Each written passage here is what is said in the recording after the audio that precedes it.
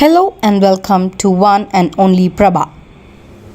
Hi viewers, இன்னைக்கு எங்க அம்மா வெத்த குழம்பு பண்ண போறாங்க.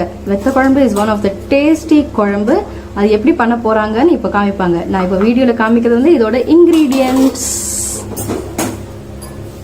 ஹாய், இன்னைக்கு பண்ண போறது வெத்த குழம்பு. வெத்த குழம்புங்கிறது மத்தியான சாப்பாடு வேறு குழம்பு. நான் ஒரு நெல்லிக்காய் அளவு புளி எடுத்து கரைச்சி அடுப்பில் வச்சுருக்கேன். அடுப்பு வைக்க போனேன், அடுப்பில் வச்சுருக்கேன். இது புளித்தல். இதில் வேணுங்க போட வேண்டிய சாமான் வந்து மஞ்சள் பொடி,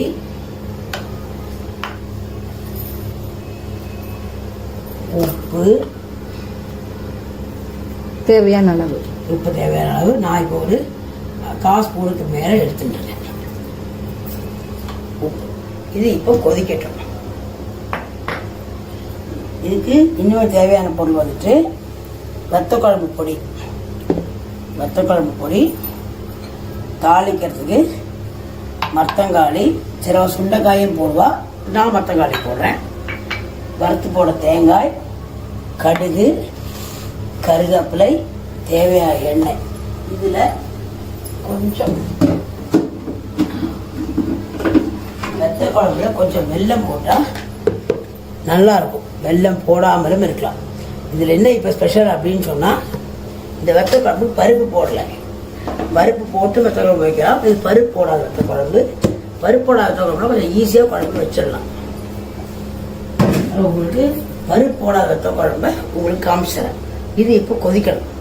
கொதிச்சதுக்கு அப்புறமா தான் இதில் நமக்கு சாம்பார் பொடியை ஆட் பண்ண முடியும்.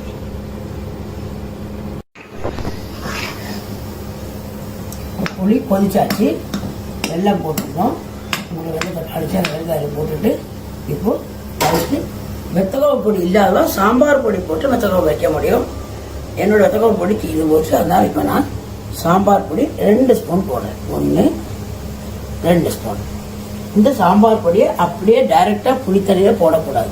எந்த சூடு வாட்டர்லையும் சாம்பார் பொடியோ வெத்தக்குழம்பு பொடியோ போட்டோம்னா அது கட்டி கட்டி ஆகிடும். கரைச்சி வச்சுட்டு தான் அதில் விடணும். இப்போ நல்லா கரைச்சி விட்டேன். இப்போ கரைச்சதை இதில் விடணும்.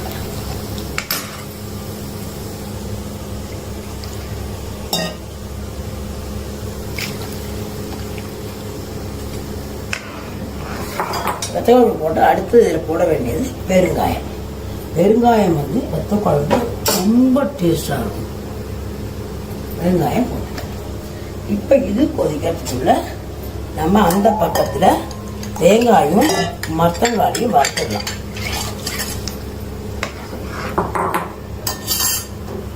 இந்த அளவு பற்ற வைக்கிறேன். மரத்தங்காளியை நெய்யில் வறுத்தா ரொம்ப டேஸ்டாக இருக்கும். நெய் வேண்டாங்கவா வந்து எண்ணெயிலையும் வறுத்துக்கலாம். மரத்தங்காளி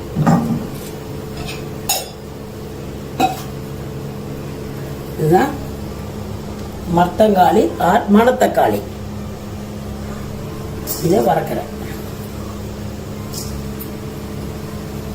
வெத்த குழம்பு இப்படி பதஞ்சா போதும். வெத்த குழம்பு சாம்பார் மாதிரி கொதிக்க வேணாம். வெத்த குழம்பு ரெடி ஆயாச்சு. நான் அடுப்பை ஆஃப் பண்ணேன்.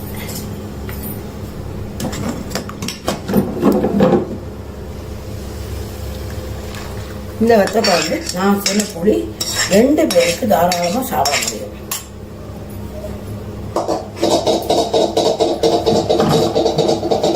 நான் மரத்தங்காளி நெய்யில் வறுத்துருக்கேன். மரத்தங்காளி சுண்டைக்காய் போடுறேன்னு பிடிக்கிறவங்க சுண்டைக்காய் போடலாம். பட் மரத்தங்காளி உடம்புக்கு ரொம்ப நல்லது.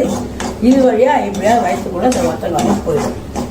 இன்னொரு சமாச்சாரம் என்னன்னா, இந்த வெத்த குழம்பு ரொம்ப டேஸ்டான விஷயம் வந்து இன்னைக்கு நம்ம அதில் வெண்டைக்காய் கறி பண்ணியிருக்கோம்.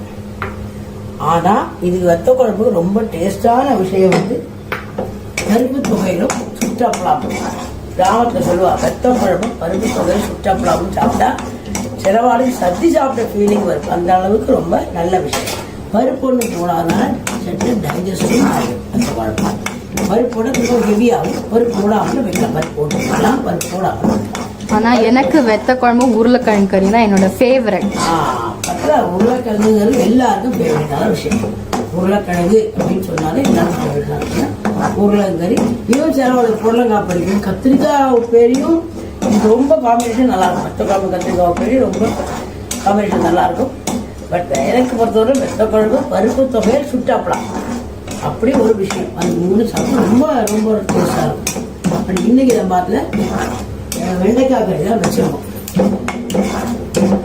இப்போ உங்களுக்கு இது மறந்தாச்சு.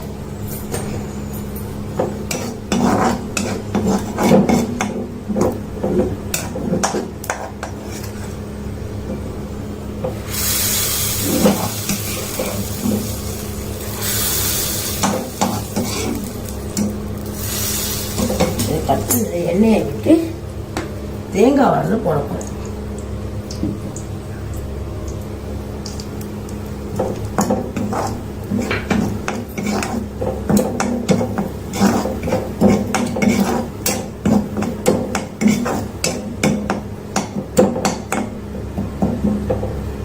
முதல்ல திரும்ப சொல்றேன், 2 பேர் சாப்பிட்றதுக்குள்ள வெத்த குழம்புக்கு ஒரு நெல்லிக்காய் அளவு புளியை கரைச்சி வடிகட்டி இல்ப சட்டியில் விட்டுக்கணும். புளியை விட்டதுக்கு அப்புறமா அதில் போட வேண்டியது மஞ்சள் பொடி, உப்பு, கொஞ்சம் வெல்லம், சர்க்கரை ஜாகரி போடணும். அது ஆனதுக்கு அப்புறமா அது நல்லா கொதிச்சதுக்கு அப்புறம் வெத்த குழம்பு பொடியோ சாம்பார் பொடியோ கரைச்சி அதில் ஆட் பண்ணணும்.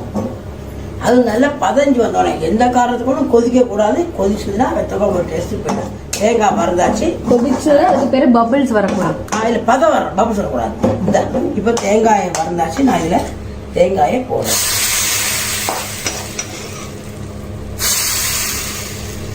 இதில் போட வேண்டியது கடுகும் கருவேப்பிலை. பெருங்காய வாசனை ரொம்ப பிடிக்கிறவா இந்த எண்ணெயில கூட பெருங்காயம் போட்டுக்கலாம்.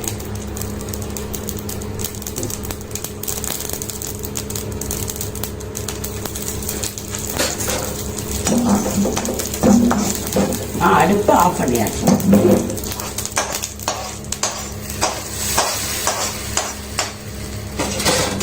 இதில் குழம்பு நீங்கள் விட்டு பிடிக்கு போல விட்டு எடுத்துக்கலாம். ஃபர்தராக சமையல் இல்லைன்னு சொன்னால் இதில் குழம்பு விட்டு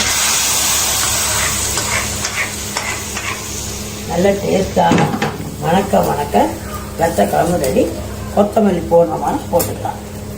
வாவ், என்ன சீசனிங்! கருவேப்பிலை, மரத்தங்காளி, நெய் எல்லாம் சேர்த்து மேலே அப்படியே சூப்பராக தெரியுது. கண்டிப்பாக நீங்கள் இதை வீட்டில் ட்ரை பண்ணுங்கள். உங்களுக்கு இந்த ரெசிபி பிடிச்சதுன்னா லைக் பண்ணுங்கள், கமெண்ட் பண்ணுங்கள், சப்ஸ்கிரைப் பண்ணுங்கள். Thank you so much.